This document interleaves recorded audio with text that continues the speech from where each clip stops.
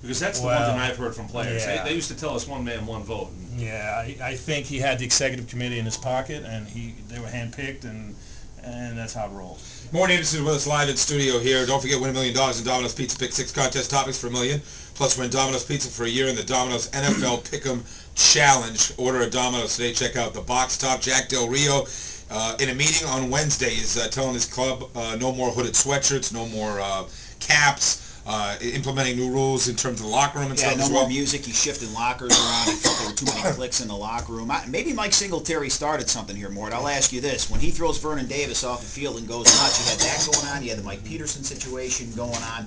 Guys are starting to step up now. D'Angelo Hall getting cut. I guess coaches seem like now they have to try to take some of that power back. Yeah, this was no slappy that he kicked off. I mean, this was one of the leaders. Right. This was sending a very strong statement here that, hey, doesn't matter who you are, here's how it's going to be. Now, the hooded sweatshirts, I know why he banned those, because what guys do, they'll come in their hooded sweatshirts and they'll sleep. Pull that top of the hood down over their eyes. Sunglasses. Well, no, I don't think they'll, but it's basically, they go to sleep in the meeting, so that's why he did that. Well, in the meeting, by the way, he starts showing some footage of his captain, Mike Peterson, in the game against the Bengals. They're down 21-3 to a winless team.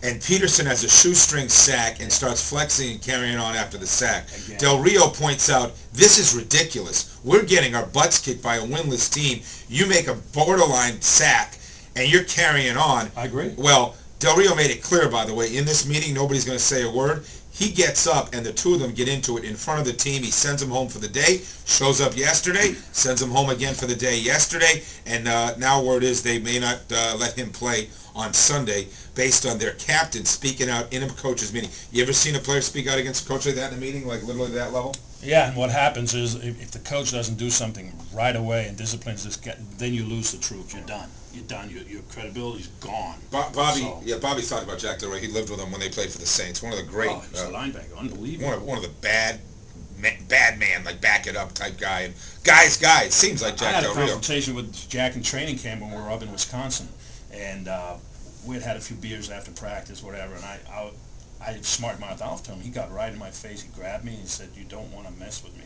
And he just looked at me like ice cold, and my blood froze.